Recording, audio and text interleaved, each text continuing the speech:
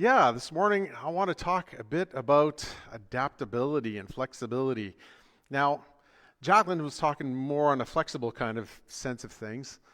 And, you know, we want some things to be flexible and we want some things not to be flexible.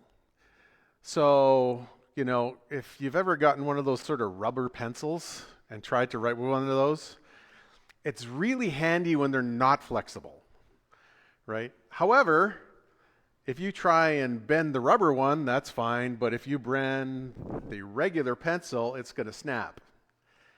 And it's that way in a lot of things in our lives. And so flexibility is important, but it's also important to be flexible where it's appropriate, where we want it, where we need it. Bones. It's really handy that they're not flexible. Otherwise, we would all be blobs. But it also means that they break. And I don't know if you've ever had to have a cast because something broke, that kind of thing. It's really important that we recognize those things. So adaptability, flexibility, those are important in areas in our lives. In Canada, it's really important to be adaptable to weather. Right? We're moving into winter. Christmas is coming. I just heard somebody talking about it on the radio the other day. So many days till Christmas. I'm like, I don't want to think about that now. But there's so many things that we have to adapt to and make adjustments for in our lives, whether we want to think about them or not. When we moved to Alberta because my dad went into business with his brothers, and they started an auto parts store. And I distinctly remember them having this teletype machine in their store. Now, a lot of you probably don't even know what a teletype is. And it was basically a typewriter attached to the phone, and you would get messages through it that way. So it was the early form of email.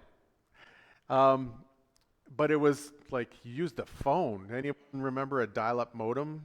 Those sounds that went on? We adapt. Nobody's standing here today going, man, I just want to go back to the days of dial-up.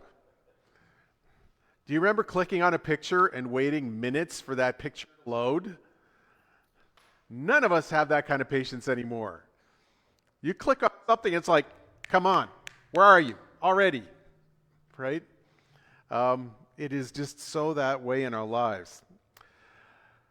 One other area that we have adapted to quite well is texting. Now, I remember, do you remember T9 texting, right? When you had the old flip phone and you would just click, one had 3 letters to it and that kind of thing. And some people are really good at it. My sister-in-law was a pro. Me, I can barely type the full keyboard. So I'm really happy for that. And we'll see if this is going to work because I've been having trouble with it this morning. Oh, I can't look up there to find out. Next slide. I did promise a texting to win thing today. So if you have that phone handy, look at that. The pastor's saying text in church. Pull out your phone, and there's the phone number to 587-906-2119. That's our phone number for our texting service that we're using as a church. So if you want to add that, into your contacts, that's fine. Just put Freedom Center texting. But just text TIMS to that number. You will get a confirmation back to your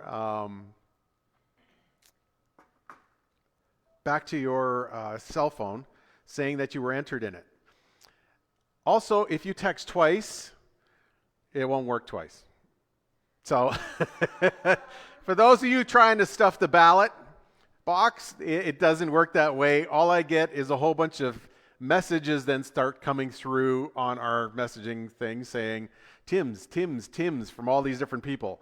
So don't bother trying to make that work because I tested to make sure that it didn't work myself yesterday. So you can only do that once, and then your cell number will be entered into the draw. And at the end of my message, I will tell the system to pick the winner. So please do so, and we look forward to that happening. Um, I'm going to leave that up now for a couple of minutes while you're doing that. How many of you might, yes? It should say that you were entered, yeah. Oh, no. That would be just a disaster for everybody. Part of the reason for doing this is because then people online can be involved. Half a moment. I am going in. See, technology. I have 19 entrants, so you're getting in. I'm just letting you know now it's coming through. I don't know why you're not getting a response. So 19 of you have already gotten in there. So I know. How many of you know the Marine motto, the U.S. Marines? I was looking for Aaron, but he's not handy. Sorry? No, that's Semper Fidelis, always faithful is their, sorry, that's the motto. What's their slogan? Sorry, that's the word I'm looking for. No, that's the Army. U.S. Marines, we used to think it was improvise, adapt, overcome. Now it's innovate, adapt, and overcome.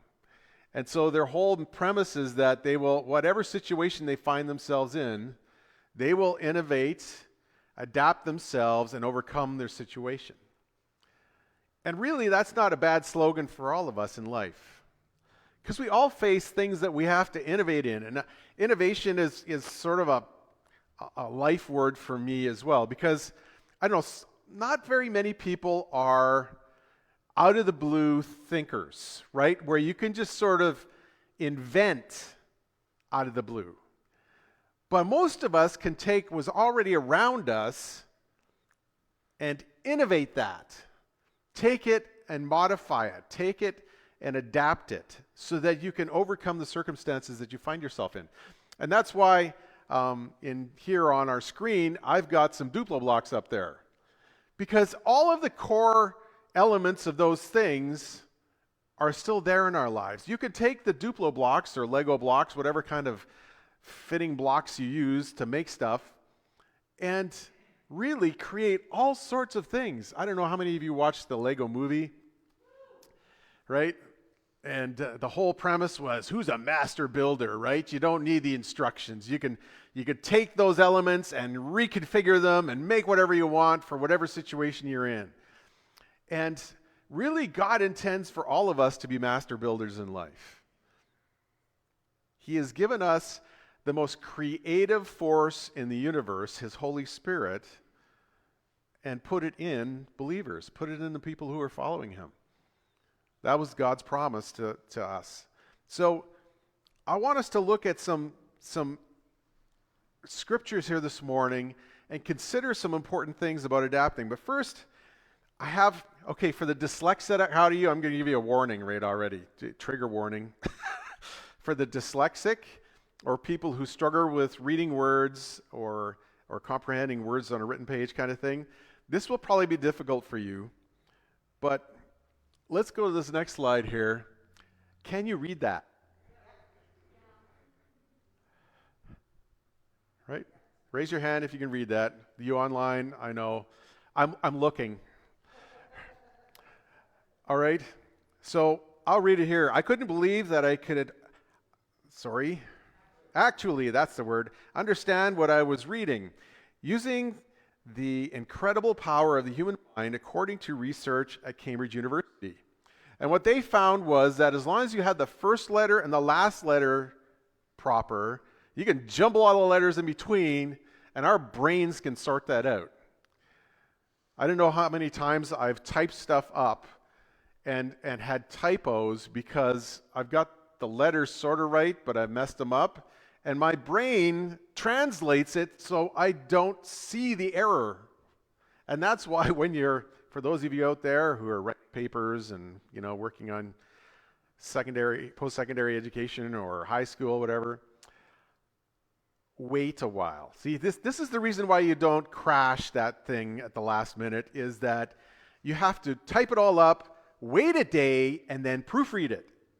Because then you will spot it. Otherwise, your brain already knows what you intended to say, and you will miss that all out.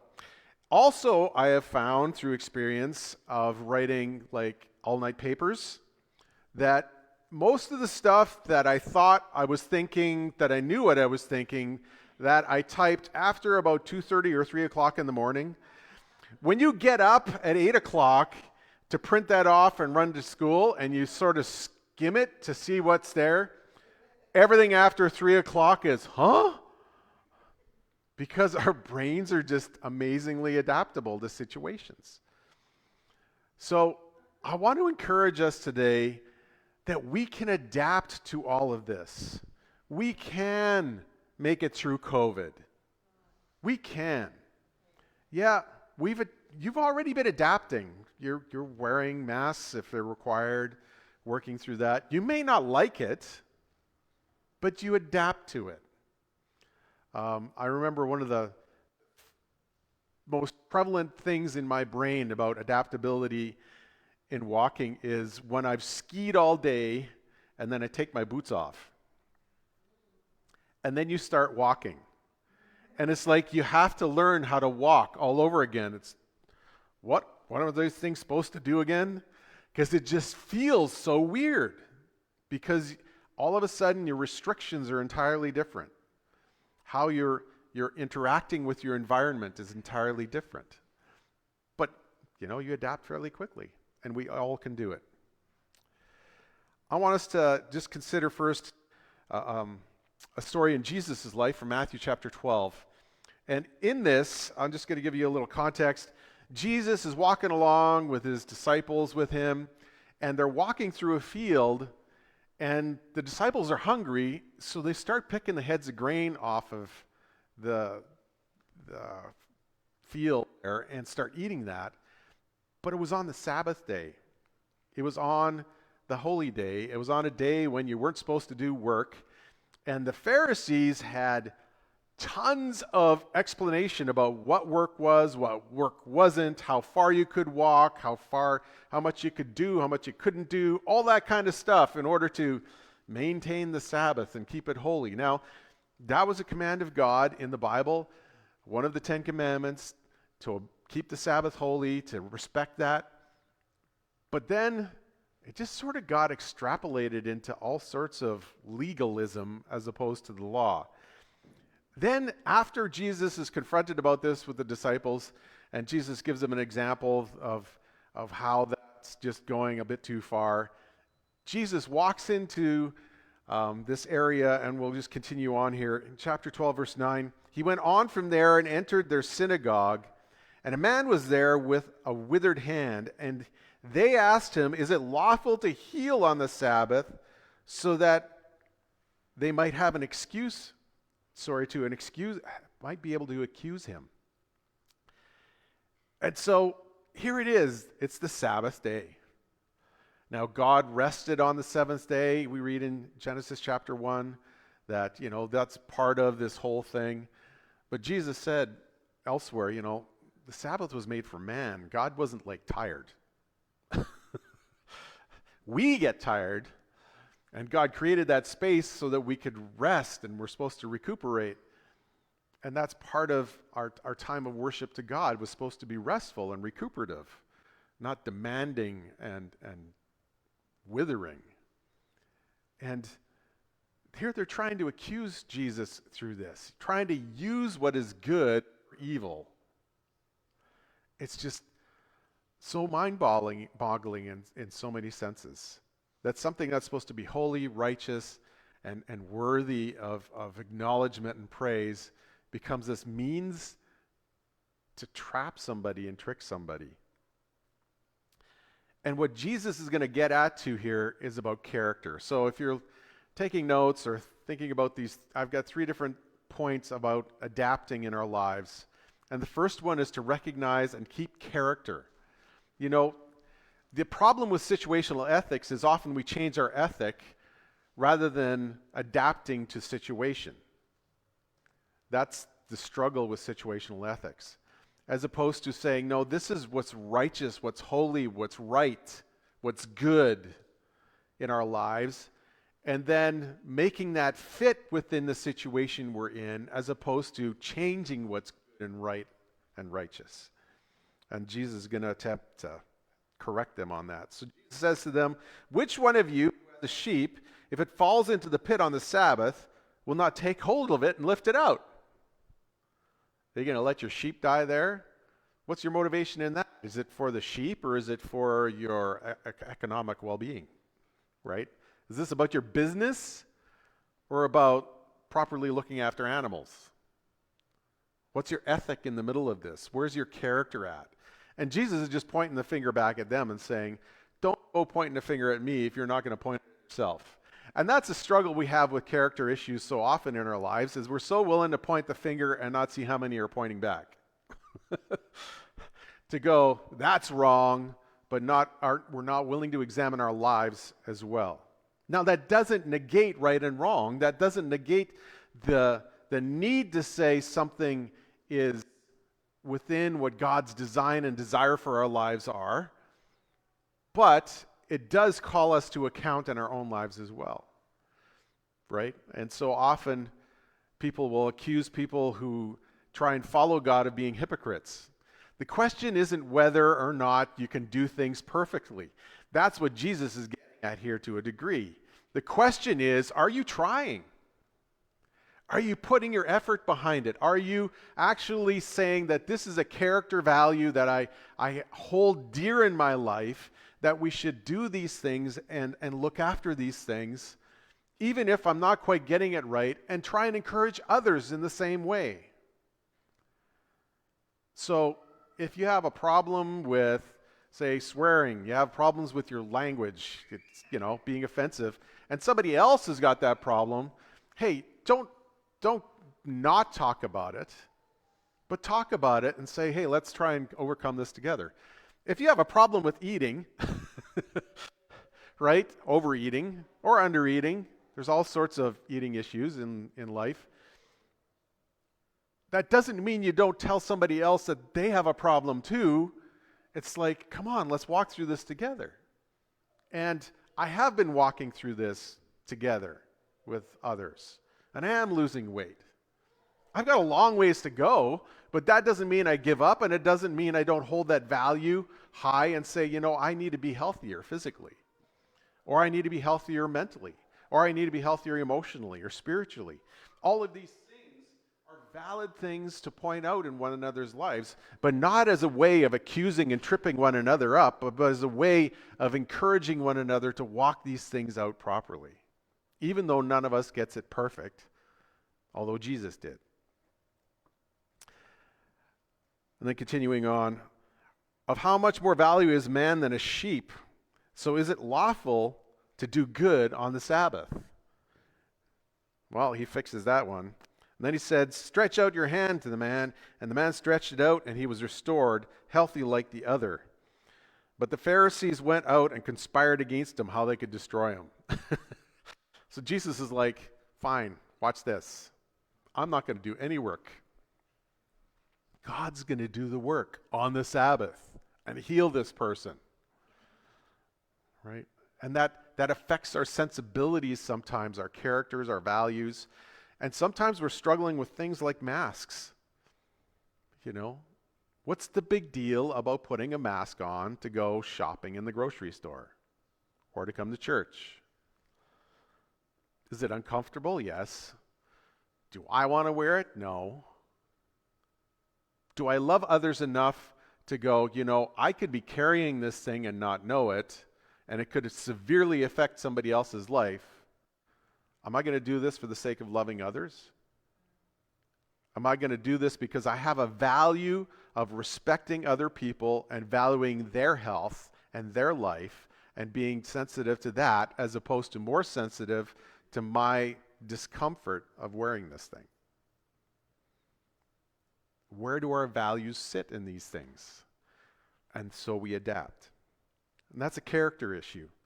And we have to examine our hearts and allow God to examine our hearts as to where our character is at for these things. Continuing on, I want to talk about competence. Now, in James challenges some people who are businessmen. James chapter 4, 13 to 16. Come now, you who say, today or tomorrow we will go into such and such a town, spend a year there, trade, and make a profit. Good thing to do. Nothing wrong with that. It's good to make plans. It's good to have, these are obviously businessmen with some vision, people who want to adapt to their situation and succeed in it. And that's perfectly fine. They don't want to just survive, they want to thrive. We all face situations like that. How are we going to do that in this time? But then he challenges them. Yet you do not know what tomorrow will bring. What is your life? For you are in the midst, are a mist that appears for a little time, then vanishes. You know, we can have all the skill and competence in the world, but we really don't know what's going to happen tomorrow. Right? My dad had lots of plans for his retirement. He never really got there. He got to spend a little bit of time with my mom after he was diagnosed with cancer and do family things. And in the midst of that, those 3 years since Dad was diagnosed and Dad's death, my brother got married and they had their first child. And, you know, all sorts of things happened in the midst of those things. But he had plans for years beyond that. We really don't know. But he had to adapt and adjust in order to live his times as best he could. And God wants to walk with us in this. God wants us to be led by him in these things. So competence isn't just about our competence. See what he says? Instead, you ought to say, if the Lord wills, we will live and do this or that. As it is, you boast in your arrogance, and such boasting is evil. It's pride that gets in our road. I'm too proud to wear this. Right? And that's what gets in the road. I'm too proud to change. I wish things were the way they were. Things are never going to be the way they were. Things may be similar to the way they were. But you know, clothing changes. Styles change, music changes. You know, I like music from the 70s and the 80s. But there's some current music I like too. Music changes. Am I going to adapt to it or just grumble around and, you know? We all have to allow this to percolate in us and go, okay, I am capable of doing this. I'm capable of adapting. No one here is looking around for a teletype. Right? You're emailing, you're texting. The texting thing started out, it was about, 1990, I'm trying to do this from memory now. 97. In the US in 1997, the average cell phone user texted 0.4 times in a month. Okay?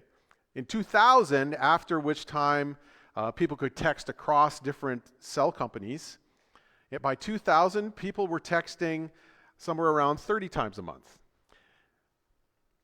In 2007 was when they went over the tipping post, and now people were texting more than phoning. And nowadays, right, if you're a millennial, what do they advise you if you're going to try and contact a millennial? Don't phone them. Text them first.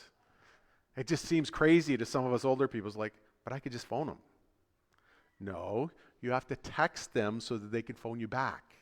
Because it's really inconvenient to like have your phone go off. But we adapt, we adjust. We're capable of doing this. And it's arrogance that stops us from changing and adapting. It's pride that gets in our road, and that's a competency issue. I can learn new things. We can all learn new things. We're busy learning new things just to be online here this morning. And some of these things are working and some of them aren't, and we're having to adjust and adapt as we're going. We're trying to find ways to improve things all the time. This morning I was trying to change the slides online with my iPad, and it was refusing to work that way. It would only work the other direction. And I'm like, oh, so we adapt. So I'm not sure exactly how this is working now, but I'm swiping up here, and I'm assuming that somebody back there is changing it for me, or it's actually working. And I'm getting the nod, it's actually working now. But that was sort of the adapting thing we were going to have to do. It's like, somehow we got to make this work. And we can. We may not like it. It may be like, oh, really? Come on. But we can do it. We have the competency to do it. One last area, calling. I want us to consider this passage that Jacqueline brought up. In Philippians chapter 4, 10 to 13, I rejoice in the Lord greatly that now at length you have received your concern, you have revived your concern for me. You were indeed concerned for me, but you had no opportunity. And here he's talking about financial support. Paul's in jail. He's in house arrest. And he needs financial support, moral support, encouragement. And finally, the Philippian church here has been able to get that support out to Paul, even though they hadn't been able to beforehand. They overcame. They said, we're called to love one another, and Paul is important in our lives. He's the guy who started the church here. We are going to show him love and support, and we're going to find a way to do that. And we're finding ways in COVID to still show support and love for one another, even though we have to adapt and overcome to do it. We recognize this calling to love one another. Not that I am speaking of being in need, for I have learned in whatever situation I am to be content. I know how to be brought low, and I know how to abound. He's like, circumstance doesn't matter. I know what I'm called to, and I'm going to accomplish it. You know what Paul thought of jail as? Captive audience. Right? Paul is busy.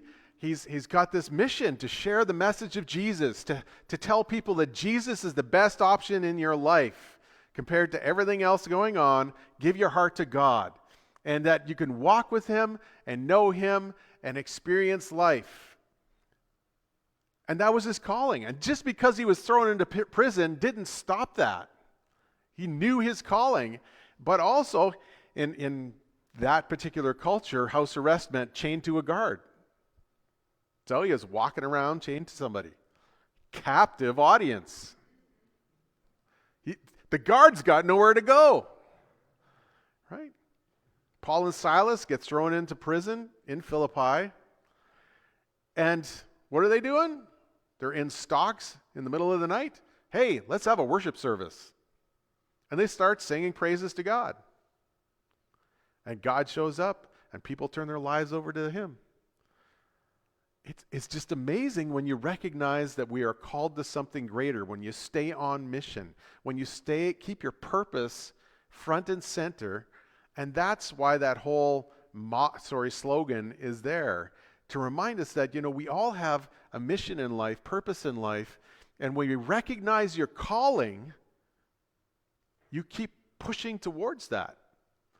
Sometimes there's detours. Sometimes you have to climb over things. Sometimes you have to climb under things. Sometimes you have to find a way through. But you know what your task is. You know what you're called to. And it keeps you pointed in the right direction. We can get distracted. We can get discouraged. But we need to renew that day by day in our lives. And he concludes with, in any and every circumstance, I have learned the secret. There's a secret here at work of facing plenty and hunger, abundance and need. I can do all things through him who strengthens me. I saw a cup the other day on a pastor's group on Facebook, and the cup said, I can do all things through a verse taken out of context. Paul is not saying how this is interpreted by some people along the way. What he is saying, I can press forward in my calling no matter what. In all circumstances, Christ strengthens me to move forward. It doesn't mean I can go out and lift a car tomorrow because Jesus is strengthening me. It doesn't mean you go walking around doing crazy things during a pandemic saying, Jesus is my vaccination, right? It's, yes, we have our trust in God, our hope in God, our purpose in God, but at the same time, we recognize He strengthens me to wear a mask, to do what I can. And it doesn't mean it'll always work out the way I thought it would, but I'm moving forward in God's call in my life. And so as I shared before, the early church faced an epidemic in Rome, and they were out looking after people, even though there was an epidemic going on, risking their lives. Some of them died, some of them didn't, but doing what was right. They said, we can overcome this fear. And some of them overcame the disease too, and some of them didn't. But they did what they could to the best of their ability and knowledge. They didn't know about, wearing masks or washing your hands after you touch every person, or, common medical things that we have today that are only a short time old in their practice. Florence Nightingale wasn't that long ago. So, some takeaways this morning, and then you're all wondering about a certain text. Okay. What is your response to COVID-19 say about your character? Do your values align with Jesus's? How is your response internally showing what character and values you have? Take some time to think about that. Where is your confidence in your competence? And where does God fit into that? Is God the one leading you and guiding you and equipping you in life? Or are you relying on your own really smart brain that isn't as smart as we usually think it is? We all have skills and talents, and that's good. That's good for us to use what God gave us. But at the same time, recognizing God gave us that, and we're needing to adapt and change in the process. And then lastly, does your sense of calling inspire you to adapt and overcome? What are you called to? The Bible says that we should make our calling and election sure in Jesus, that we should really focus on Him and have our relationship with Him paramount in our lives. And so I encourage you today, if you haven't made the choice for Jesus, He's the best choice you can make. And to make that choice today.